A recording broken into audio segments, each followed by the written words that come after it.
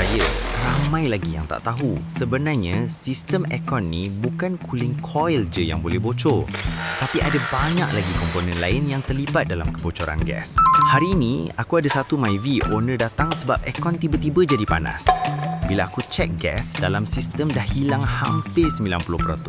Lepas tu, aku inspect satu-satu. Dekat kondenser memang nampak kesan minyak. Kalau dah macam ni, memang besar kemungkinan bocor kat situ. Bila dah nampak kesan kebocoran, aku tak terus tukar. Aku buka dulu dan buat pressure test. Rendam dalam air untuk confirm sama ada kondenser ni betul-betul bocor atau tak. Lepas buat pressure leak test, memang sah kondenser ni bocor.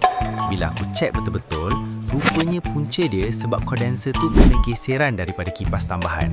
Untuk kondenser ni, bila dah bocor, memang tak ada cara lain melainkan kena tukar sekeping kondenser baru. Untuk kes ni, owner pilih nak guna balik yang original. Jadi, untuk Myvi ni, aku guna kondenser brand Denso Cool Gear. Kelebihan kondenser original ni, dia boleh buang haba dengan lebih cepat dan membantu stabilkan suhu kompresor. Korang kena tahu, kondenser ni antara komponen yang paling penting dalam sistem aircon. Jangka hayat kompresor banyak bergantung pada condition kondenser. Kalau kondenser bermasalah atau tak perform, kompresor lah yang akan paling cepat terkesan. Jadi, bila korang nak tukar kondenser, pastikan mekanik buat kiraan yang betul dan ikut spek sistem aircon kereta korang. Sebab sekarang dalam market ada banyak brand. Ada yang okey, ada juga yang kurang sesuai.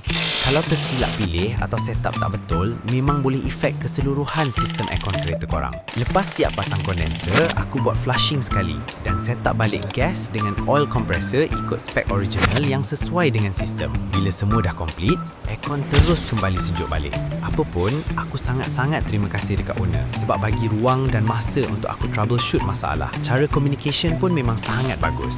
Owner sangat sopan, senang dan mudah untuk berurusan. Korang pula pernah tak ada masalah aircon macam ni? Simptom dia macam mana?